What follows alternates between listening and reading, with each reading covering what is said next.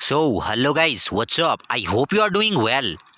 सो आज के इस वीडियो में हम डिस्कस करने वाले हैं क्लास 5th EVS NCERT का चैप्टर नंबर 22 जिसका नाम है ऑन द मूव अगेन। इस वीडियो के अंदर बेसिकली हम इस चैप्टर के सारे क्वेश्चन आंसर्स को डिस्कस करेंगे। सो इससे पहले मैं इस पूरे के पूरे चैप्टर को डिस्कस कर चुका हूँ। आई होप कि आपने उस वीडियो को देख लिया होगा। सो इस वीडियो के अंदर हम बेसिकली क्वेश्चन आंसर्स को डिस्कस करेंगे। सो चलिए स्टार्ट करते हैं। आते हैं सबसे पहले फर्स्ट क्वेश्चन के ऊपर। चैप्टर का नाम हम देख लेते हैं, चैप्टर 22, नेम है इसका ऑन द मूव अगेन। तो फर्स्ट क्वेश्चन देखिए क्या कहता है। यहाँ पर थोड़ा सा एरर है, इसको आप ठीक कर दे, इसको आपने काट लेना है, ठीक है। Did all the farmers in Dhanu's village have their own land? क्या जो धानु का जो विलेज था वहाँ पर सभी के पास क्या अपना लैंड था? क्या वहाँ पर सभी के पास जो है अपनी ज़मीन थी? तो चैप्टर में हमने पढ़ा था, देखिए जो धानु था उसके पास जो है अपनी कोई ज़मीन नहीं थी। धानु और धानु जैसी बहुत सारी फैमिलीज़ और भी थी उनके विलेज में, जो कि बड़े बड़े फार्मर्स के खेतों में काम करते थे।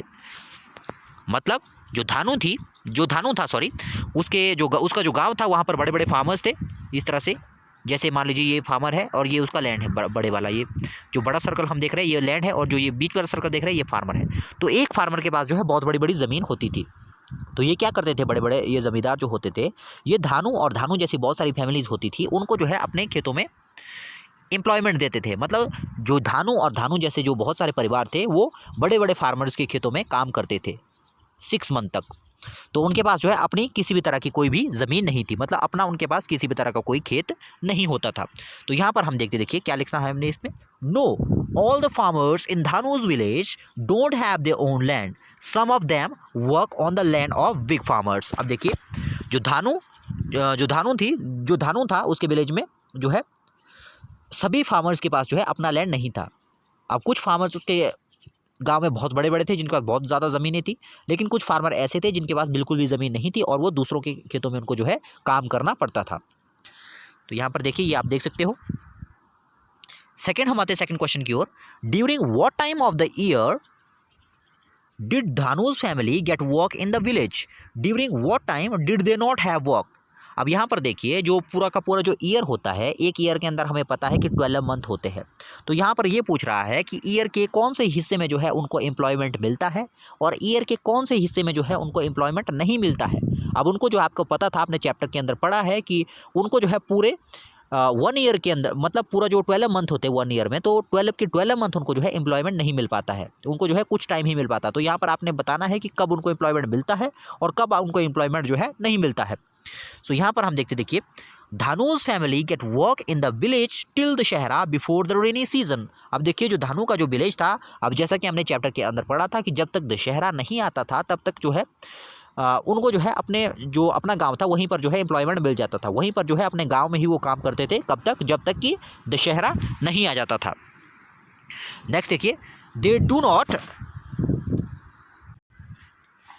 Get work during the remaining 6 month. और दशहरे के बाद जो 6 महीने बच जाते थे, दशहरे के बाद वाले जो 6 मंथ बच जाते थे, उनमें जो है उनको जो है काम करने के लिए अपने विलेज को छोड़ना पड़ता था और किसी दूसरी जगह जो है उन्हें काम करने के लिए जाना पड़ता था, क्योंकि उनका जो गांव था वहाँ पर सिर्फ और सिर्फ 6 मंथ ही जो है उनको एम्प्लॉयमेंट मिल पाता था, वहाँ पर 12 मंथ जो है उनको एम्प्लॉयमेंट नहीं मिल पाता था। तो जो बचे हुए 6 साल, जो बचे हुए जो 6 मंथ होते थे, जो बचे हुए जो उनके पास 6 महीने होते थे, तो वो जो है मुकद्दम के साथ जो है वो चले जाते थे, जहाँ पर वो उनको काम पर लगाना चाहे वहाँ पर वो फिर चले जाते थे उसके साथ।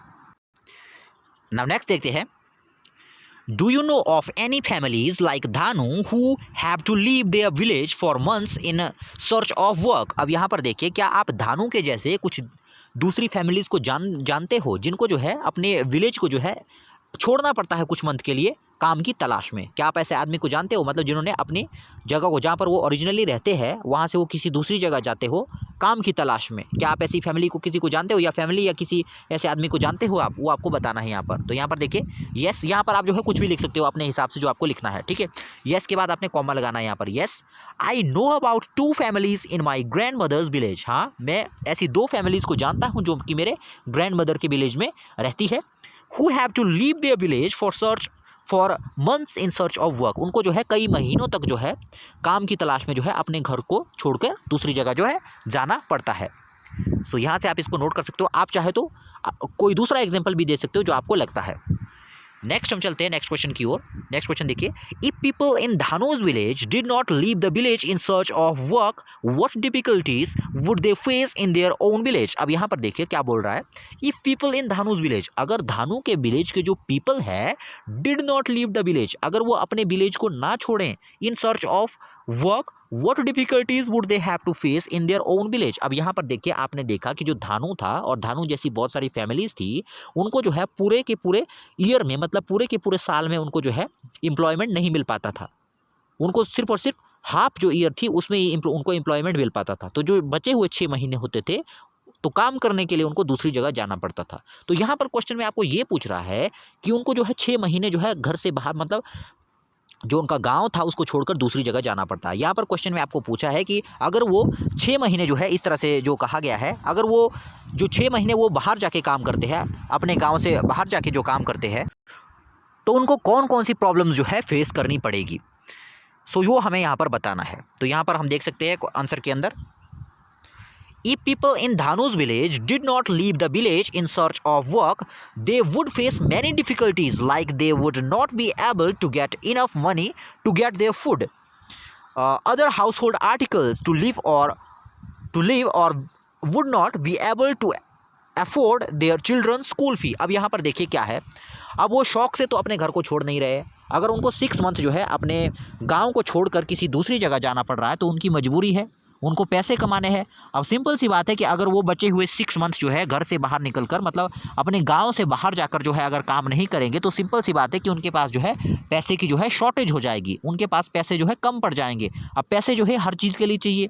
अब हमें फूड लेना है तो उसके लिए भी हमें पैसे चाहिए, कपड़े लेने हैं उसके लिए भी पैसे चाहिए, बच्चों की फीस देनी है तो उसके लिए भी हमें यहाँ पर पैसे देने पड़ेंगे, उनको पैसे देने पड़ेंगे। तो यहाँ पर देखिए इसमें क्या कहा गया है, if people in Dhanu's village do not leave the village in search do not leave the village, अगर उनका जो वो जो धानु का विलेज है, धानु के जो गांव के जो पीपल है, अगर वो जो है विलेज को नहीं छोड़ेंगे, काम की तलाश में अगर वो नहीं जाएंगे तो क्या होगा, they would face many difficulties, तो उनको जो है बहुत सारी डिफिकल्टीज जो है फेस करनी पड़ेगी। They would not be able, like they would not be able to get enough money, उनके पास जो है पर्याप्त मात्रा में मनी जो है नहीं आ पाएगी, उनके पास जो है पैसा नहीं आ पाएगा। टू गेट देयर फूड, अब पैसा किसके लिए, किस चीज़ के लिए चाहिए, टू गेट देयर फूड, मतलब फूड के लिए भी हमें पैसा चाहिए।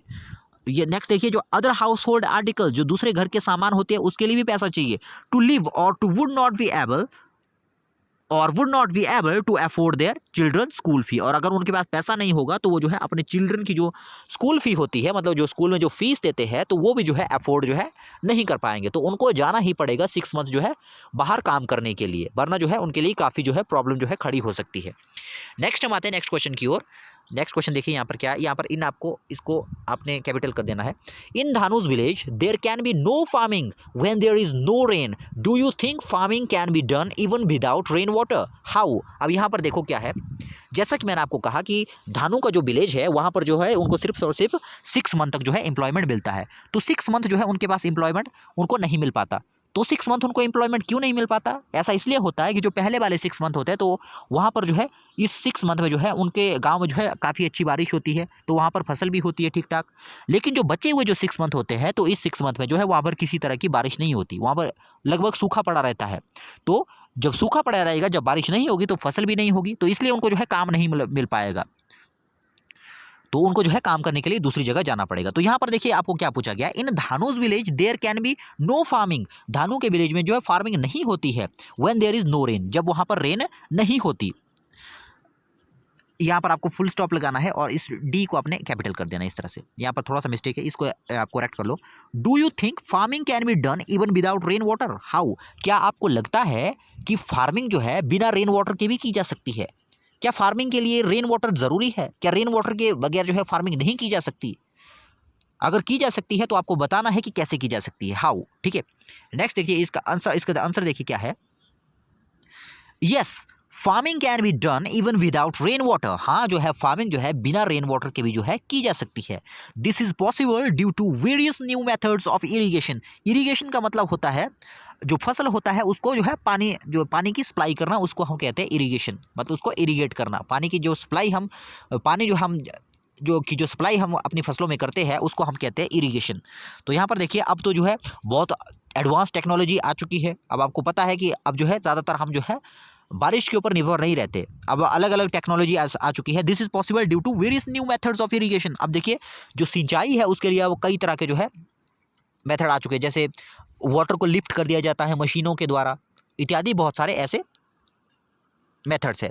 सच एज बाय यूजिंग ट्यूबवेल। अब देखिए ट्यूबवेल के द्वारा हम जो है सिंचाई कर सकते हैं, कैनल के द्वारा मतलब जो नहरें होती है उसके द्वारा हम कर सकते हैं, wheel for water lifting etcetera, मतलब जो वाटर लिफ्टिंग के लिए जो व्हील है उसका हम यूज़ कर सकते हैं। और दूसरे जो मोटर होते हैं मोटर के द्वारा भी हम जो है पानी को जो है खींच कर जो है लोअर साइड से जो है अपर साइड में जो है ला सकते हैं, मतलब जो काफ़ी डाउन वाले जो इलाके होते हैं वहाँ से भी हम जो है वाटर को खींच कर जो है ऊपर ले जा सकते हैं मशीन जो हमारे पास मोटर होती है उसके द्वारा। नेक्स्ट क्वेश्चन के ऊपर हम आते हैं। Dhanu's family and many other from the village go far away for work but some people stay back in the village. Why does this happen? अब देखियो यहाँ पर क्या बोल रहा है। धानु की जो फैमिली होती है वहाँ पर बहुत सारे लोगों को जो है एक जगह से दूसरी जगह, मतलब अपने गांव से उनको दूसरी जगह जो है काम करने के लिए जाना पड़ता है। But some people stay back in the village, लेकिन कुछ पीपल जो है ऐसे होते हैं जो उनके गाँव में ही रहते हैं। Why does this happen? ऐसा क्यों होता है? तो जैसा कि मैंने आपको कहा था कि धानु के जो विलेज के लोग होते थे वो सारे के सारे जो है 6 मंथ जो है माइग्रेट नहीं होते थे। अब वो वाले लोग जो सिर्फ और सिर्फ काम कर सकते हैं वही जो है एक जगह से दूसरी जगह जाते थे, मतलब अपने गांव को छोड़ के दूसरी जगह जाते थे। अब ऐसे लोग जो काम कर ही नहीं सकते, वो कि उनके अंदर किसी तरह की कोई, मान लीजिए कोई काम करने में सक्षम नहीं है, तो वो जो है अपने पुराने गांव में ही रहता था। जैसा कि हमने देखा था कि जो धानु की दादी थी वो भी नहीं गई थी, धानु की आंटी भी जो है दूसरी जगह काम करने के लिए नहीं गई थी, क्योंकि वो जो है काम करने के लिए काम नहीं कर सकती थी, इसलिए उनको जो है वहीं पर रखा गया था। अगर कोई बीमार होता था तो उसको भी जो है काम करने के लिए नहीं भेजा जाता था। तो यहाँ पर हम देखते हैं इसमें क्या लिखा हुआ है। यहाँ पर देखिए, when Dhanu's family and many other from the village go far away for work, some people stay back in the village in order to protect and take care of their houses and other household. अब देखिए यहाँ पर क्या बोल रहा है। अब उनको जो है 6 मंथ जो है, आपको पता लग गया कि उनको जो है दूसरी जगह काम करने के लिए जाना पड़ेगा। अब जब वो 6 मंथ जो है दूसरी जगह काम करने के लिए जा रहे हैं तो सिंपल सी बात है, जो उनका पुराना घर है वहाँ पर किसी को प्रोटेक्शन के लिए तो रखना पड़ेगा। अगर वहाँ पर कोई नहीं रहेगा तो वहाँ पर कई तरह के चोर आ सकते हैं, तो वो जो है प्रोटेक्टेड नहीं रहेगा। तो इसलिए वो वाले लोग जो कि काम नहीं कर सकते या उनको कोई दूसरी प्रॉब्लम है, उनको घर में ही रखा जाता है। वो 2 काम करते हैं, एक तो जो है उनको काम नहीं करवाया जाता इसलिए उनको रेस्ट मिलता है और वो काम नहीं कर सकते थे, दूसरा घर की उनकी प्रोटेक्शन भी हो जाती है। सो नेक्स्ट क्वेश्चन की ओर हम बढ़ते हैं। When Dhanu's and other children leave the village, यहाँ पर आपको एस काट देना है, इसको एपोस्ट्रोफी एस को काट दीजिए, सिंपली करना है। When Dhanu and other children leave the village for 6 month what happen in the village school. अब देखिए धानु और धानु के जैसे बहुत सारे बच्चे और थे उसके स्कूल में जिनको कि जो है 6 मंथ के बाद दूसरी जगह काम करने के लिए जाना पड़ता था। तो यहाँ देखो क्या बोल रहा है, when Dhanu and other children leave the village, जब धानु और धानु जैसे बहुत सारे बच्चे जो है स्कूल को छोड़ देते थे फॉर 6 मंथ, मतलब 6 महीनों के लिए छोड़ देते थे। What happen in the village school, तो उस समय जो है उनका जो पुराना विलेज था जहाँ से वो गए हैं वहाँ पर क्या होता था उस समय। तो यहाँ पर देखो क्या है, when Dhanu and other children leave the village for 6 month only the children of big farmers study in the village school. अब जैसा कि मैंने आपको कहा कि उनका जो विलेज था वहाँ पर कई बड़े बड़े फार्मर्स भी थे जिनके लैंड में वो काम करते थे। तो जब धानु और धानु की फैमिली के धानु और धानु के जैसे बहुत सारे बच्चे जब वहाँ से चले जाते थे तो जो विलेज का स्कूल था वहाँ पर जो बड़े बड़े फार्मर होते थे सिर्फ उनके बच्चे ही वहाँ पर पढ़ने के लिए आते थे, क्योंकि जो छोटे फार्मर थे और जो मजदूर लोग थे वो तो जो है काम करने के लिए दूसरी जगह चले जाते थे। तो जो स्कूल होता था वहाँ पर सिर्फ और सिर्फ बड़े बड़े फार्मर्स के बच्चे ही वहाँ पर पढ़ते थे उस समय। नेक्स्ट हम देखते हैं, what arrangements are made at your home for old and unwell family members when everyone goes for work. अब देखो आपके घर के अंदर जो हमारे ऐसे लोग हैं जो हमारे बूढ़े लोग हैं या अनवेल फैमिली मेंबर्स जिनकी हालत ठीक नहीं है, तो उनकी प्रोटेक्शन के लिए आप क्या क्या करते हो जब आपके सारे के सारे फैमिली मेंबर जो है किसी दूसरी जगह जो है काम करने के लिए चले जाते हैं। जैसे मान लीजिए दिन में जो है आपके पेरेंट्स कहीं और काम करने के लिए जा रहे हैं, जैसे आप स्कूल चले जाते हो, तो उस समय जो है वो ऐसे लोग जो कि काफ़ी असहाय है, मतलब जो अपनी जो जैसे कोई काफ़ी बूढ़ा लोग है या कोई ऐसे लोग जिनको दूसरों की ज़रूरत होती है, तो उनके लिए आप कैसी अरेंजमेंट करोगे। तो यहाँ पर देखिए क्या है, when family members go for work the women usually remain at home. जब जो है दूसरे फैमिली मेंबर जो है दूसरी जगह काम करने के लिए चले जाते हैं दिन की शुरुआत में, तो क्या होता है जो महिलाएं होती है ज़्यादातर वो कहाँ रहती है, वो घर में ही रहती है, to take care of the old and unwell family members. जो अनवेल या ओल्ड फैमिली मेम्बर होते हैं उनकी प्रोटेक्शन, उनके देखभाल के लिए वो जो है घर में ही रहते हैं। नेक्स्ट हम देखते हैं, अब हम आ जाते हैं पेज नंबर 204 के ऊपर, थिंक एंड टेल के अंदर। तो यहाँ पर देखो फर्स्ट क्वेश्चन क्या कहा गया है, व्हाई डज मामी wish that Dhanu should go to school for the whole year and study. जो धानु की जो मामी थी वो चाहती थी कि धानु जो है पूरे साल में जो है स्कूल जाए। अब धानु तो सिर्फ और सिर्फ 6 मंथ ही स्कूल जाता था, आगे वाले 6 मंथ तो उनको काम करने के लिए दूसरी जगह जाना पड़ता था। लेकिन जो धानु की जो मामी थी वो चाहती थी कि धानु जो है पूरे 6 के 6 मतलब पूरे के पूरे 12 मंथ मतलब पूरे एक साल में जो है लगभग पूरी साल में वो जो है स्कूल जाए। ठीक है, व्हाई डज मामी विश, तो मामी ऐसा क्यों चाहती थी कि धानु जो है स्कूल जाए। तो यहाँ पर देखो इसका आंसर क्या है, मामी wish Dhanu should go to school for whole year and study so that he can study well and get a good job, he could become a rich person. अब यहाँ पर देखो क्या बोला, मामी wish Dhanu should go to school, मामी चाहती थी कि धानु स्कूल जाए फॉर द होल ईयर मतलब पूरे के पूरे साल जाए, and study so that he can study well and get a good job, क्योंकि अगर वो पूरे के पूरे साल जो है स्कूल जाएगा तो वो अच्छे तरीके से पढ़ पाएगा and get a good job, और उसको बाद में जाके एक अच्छी जॉब जो है मिलेगी। ही could become a rich person, वो जो है एक रिच पर्सन बन सकता है, and earn a good free good, इसको आपने काट देना है, फ्री को आप काट दीजिए, एंड गुड इसकी जगह आपने करना है रेप्यूटेशन, इसकी जगह आपने रेप्यूटेशन करना है। इन दो वर्ड को आपने काट लिया, गुड के बाद आपने रेप्यूटेशन करना है, उसके बाद को लिखना है हमने इन द सोसाइटी, और उसको जो है अच्छी जो है रेप्यूटेशन मिल पाए सोसाइटी के अंदर। नेक्स्ट हम आते हैं नेक्स्ट क्वेश्चन की ओर, what happen when you are not able to go to school for a long time, क्या होता है व्हाट हैपन्स, क्या होता है जब आप जो है काफ़ी लंबे समय तक जो है स्कूल को नहीं जाते हो तो क्या होता है। तो यहाँ पर देखिए क्या है, if we are not able to go to school for a long time our name may be cut off from the school register. अगर बहुत टाइम तक जो है हम स्कूल नहीं जाते तो हमारा जो है नाम जो है स्कूल का जो रजिस्टर होता है उससे जो है स्ट्रक ऑफ जो है हो सकता है। नेक्स्ट हम आते हैं राइट एंड डिस्कस में। तो यहाँ पर देखिए क्वेश्चन क्या पूछा गया है आपसे, Dhanu has to go with village people to other यहाँ पर प्लेसेस आपने कर देना है, places PLACES places, can there be some arrangements during that time, how. अब देखो धानु को जो है एक जगह से दूसरी जगह जो है काम करने के लिए जाना पड़ता है जैसा कि हमने देखा।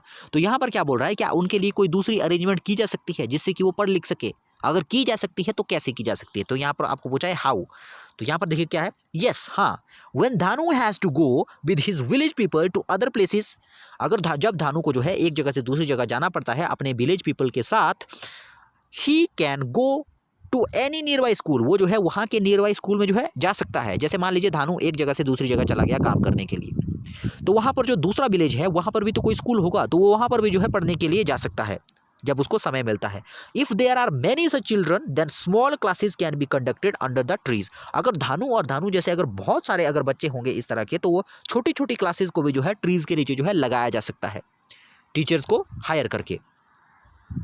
नेक्स्ट हम देखते हैं, do you know of any jobs for which people have to stay away from their families for यहाँ पर आपको करना है अ लॉन्ग टाइम, फॉर के बाद करना है अ लॉन्ग टाइम। ठीक है, क्या आप ऐसी किसी जॉब के बारे में जानते हो जिसमें जो है फैमिली के मेंबर को जो है फैमिली के किसी मेंबर को अपने जो दूसरे फैमिली मेंबर है उनसे जो है काफ़ी दूर रहना पड़ता है। Look for example from this book and right, इस बुक के अंदर ही आपको कुछ एग्जाम्पल ऐसे मिल जाएंगे, अगर आपको मिलते हैं तो आपको वो यहाँ पर लिखने हैं। तो यहाँ पर देखो क्या है, कौन कौन सी ऐसी जॉब है जिसमें एक आदमी को जो है अपनी फैमिली को छोड़ के जो है बहुत दूर जो है जाना पड़ता है। तो यहाँ पर देखिए इसके आंसर में क्या है, there can be many other jobs for which people have to stay away from their families. अब देखिए बहुत सारी ऐसी जॉब है जिसमें जो है एक आदमी को अपनी फैमिली को छोड़कर दूसरी जगह जाना पड़ता है। तो यहाँ पर देखो फर्स्ट क्या है, people who work in defence service. अब जो डिफेंस सर्विसेज में काम करते हैं जैसे जो फौजी हो गया, ठीक है, तो इस तरह जैसे कोई फौजी हो गया, कोई एयरफोर्स में, कोई नेवी में है, तो इस तरह के लोगों को क्या करना पड़ता है, अपनी फैमिली से दूर जो है सर्विसेज को देना पड़ता है। दूसरा क्या है, people who are engaged in businesses, वो वाले लोग जो बिजनेस में एंगेज्ड है, मतलब वो लोग जो बिजनेस करते हैं तो उनको जो है बिजनेस के सिलसिले में जो है ज़्यादातर जो है अपनी फैमिली से जो है बाहर ही रहना पड़ता है। नेक्स्ट देखो क्या है, students who study in boarding schools. अब वो वाले स्टूडेंट जो बोर्डिंग स्कूल में पढ़ते हैं तो उस तरह के बच्चों को भी जो है अपनी फैमिली से बहुत ही दूर रखा जाता है। तो नेक्स्ट देखिए, नेक्स्ट क्वेश्चन क्या है हमारे पास, what are the similarities similarities and differences in the lives of different kinds of farmer. अब जो डिफरेंट टाइप्स ऑफ फार्मर, अब कहने को तो सभी फार्मर है, लेकिन हमने देखा कि फार्मर सारे के सारे एक टाइप के नहीं है। कुछ तो बहुत रिच फार्मर है, कुछ बहुत बड़े फार्मर है, लेकिन कुछ बहुत पुअर और काफ़ी छोटे फार्मर है। तो हमें डिफरेंस बताना है कि उनकी ज़िंदगी में जो है, उनकी लाइफ में जो है क्या डिफरेंस है, वो हमें यहाँ पर जो है बताना है इस वीडियो के, इस क्वेश्चन के अंदर। सो यहाँ पर आते हैं आंसर में, देखिए हम क्या लिखा है इसमें, there are many similarities and differences in lives of different kind of farmer. अब यहाँ पर हमें सिमिलैरिटी भी बतानी है, डिफरेंस भी बताना है, मतलब जो अमीर किसान है और गरीब किसान है उनकी लाइफ में क्या सिमिलैरिटी है और उनकी लाइफ में क्या डिफरेंस है, वो हमें दोनों यहाँ पर बताने हैं। पहले हम सिमिलैरिटी देखेंगे, उसके बाद हम डिफरेंस देखेंगे। तो चलिए फर्स्ट आते हैं सिमिलैरिटी के ऊपर। फर्स्ट देखिए, फर्स्ट सिमिलैरिटी क्या है इसमें, farmers are dependent on farmers to earn their living. यहां पर आपको करना है क्रॉप्स, CROPS, क्रॉप्स का मतलब फसल, ठीक है। Farmers are dependent on the crops to earn their living. अब जो किसान है उनको अपनी लिविंग तभी मिल सकती है जब उनको उनकी जो फसल है वो चाहे वो अच्छी हो, चाहे गरीब किसान हो चाहे अमीर किसान हो, तो ज़रूरी है कि उनकी फसल अच्छी हो। सो दोनों के लिए ज़रूरी है कि फसल उनके लिए अच्छी हो। तो ये सिमिलैरिटी है उनके बीच में। दूसरा क्या है, सिमिलैरिटी मतलब समानता, है ना।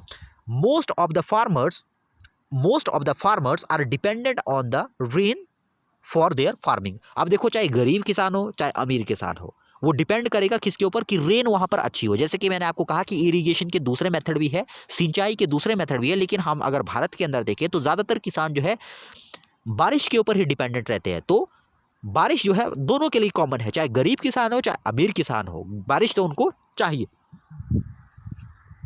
नेक्स्ट हम देखते, देखिए नेक्स्ट सिमिलैरिटी क्या है, most of the farmers have to borrow money in order to get good machines for their farm. अब चाहे गरीब किसान हो चाहे अमीर किसान हो, उनको जो है लोन लेने पड़ते हैं, किससे, उनको जो है लोन लेने पड़ते हैं, क्या करने के लिए, उनको कोई दूसरी मशीन उनको कोई खरीदनी है, या कोई दूसरी उनको कोई इक्विपमेंट उनको कृषि से रिलेटेड उनको खरीदना है काम करने के लिए खेतों में, तो उसके लिए उनको जो है लोन लेना पड़ता है, चाहे गरीब हो चाहे अमीर किसान हो। नेक्स्ट हम देखते हैं, most of the farmers are illiterate. अब चाहे गरीब किसान हो चाहे अमीर किसान हो, ज़्यादातर हम देखते हैं कि जो फार्मर्स होते हैं वो इलिटरेट होते हैं। हालांकि अब जो है ये ट्रेंड जो है बदल रहा है। अगर आज के फार्मर्स को आप देखो तो ये जो है कथन बिल्कुल सही नहीं बैठता है ना यहाँ पर। लेकिन फिर भी अगर हम भारत की रियलिटी अगर देखें तो यहाँ पर बहुत सारे फार्मर हमें ऐसे मिल जाते हैं जो इलिटरेट होते हैं, मतलब जो है साक्षर नहीं होते हैं, जो पढ़े लिखे नहीं रहते हैं हमारे पास।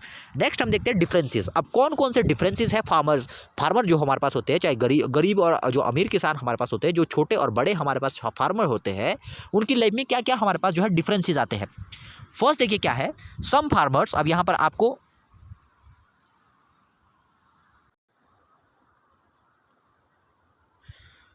सम आपने यहाँ पर सम का S आपने कैपिटल कर देना है। Some farmers have their own lands and some are so poor that they have to work on others' land। अब यहाँ पर देखो, जैसा कि हमने इस चैप्टर के अंदर देखा, कुछ फार्मर तो हमारे पास ऐसे रहते हैं जिनके पास जो है अपना लैंड होता है, मतलब जो काफ़ी अमीर होते हैं, लेकिन कुछ फार्मर हमारे पास ऐसे होते हैं जिनके पास जो है अपना लैंड नहीं होता है और उनको जो है किसी दूसरे फार्मर के लैंड पर जो है काम करना पड़ता है। सेकंड हम देखते, देखिए सम आपने कैपिटल कर देना है यहाँ भी। Some work in the rainy season and some are deprived of rain and have to survive in drought hit conditions. अब देखो, कुछ किसान तो हमारे पास ऐसे होते हैं जिनके घर जो है ऐसे इलाके में होते हैं जहाँ पर क्या होता है, पूरे के पूरे ईयर में जो है वहाँ पर क्या रहता है, वहाँ पर जो है काफ़ी अच्छी बारिश रहती है उसको, इसलिए उनको जो है अच्छा खासा एम्प्लॉयमेंट जो है पूरे साल में मिलता है। लेकिन बहुत सारे हमारे पास फार्मर्स ऐसे रहते हैं जो ड्राउट हिट कंडीशन में रहते हैं, मतलब ऐसी जगह में रहते हैं जहाँ पर कि सूखा इत्यादि पड़ता रहता है।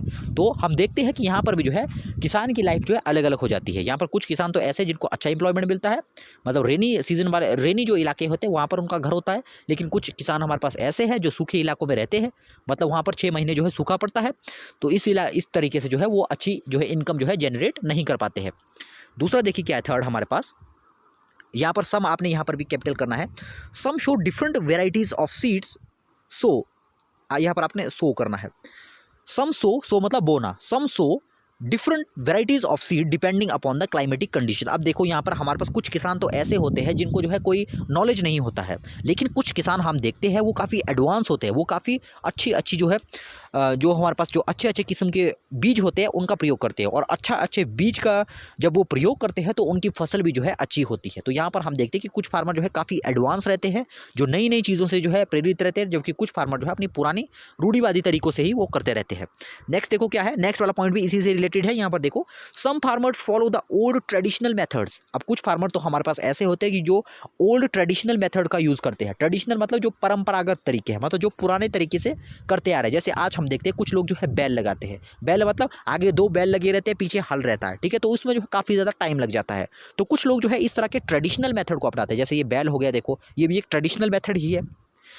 तो आज हम देखते हैं, आज पावर टिलर आ चुका है। पावर टिलर मतलब एक मशीन होती है, तो वो क्या करती है, पूरे के पूरे खेत को जो है 5 मिनट के अंदर, जहां बैलों के द्वारा उसको जो है उस खेत को जोतने में जहां 2 दिन का समय लगना था, वहां इस मशीन के द्वारा 1 घंटे या इससे भी कम समय में जो है उस पूरा का पूरा खेत जो है जोत सकते हैं। तो कुछ किसान तो ऐसे हैं हमारे पास जिनमें जो है काफ़ी एडवांस तरीके के हैं वो, जबकि कुछ किसान हमारे पास ऐसे हैं जो कि अभी भी जो है ओल्ड और ट्रेडिशनल मेथड का जो है यूज़ कर रहे हैं। सो ये था कंप्लीट वीडियो, जिसकी के अंदर कि हमने चैप्टर नंबर 22 के सारे क्वेश्चन आंसर्स को डिस्कस किया। सो नेक्स्ट हम करने वाले हैं चैप्टर नंबर 23। उसके लिए मैं जल्दी ही वीडियो जो है अपलोड करूंगा। सो आई होप कि आपने वीडियो को एंजॉय किया होगा। मिलते हैं नेक्स्ट वीडियो में, तब तक के लिए गुड बाय।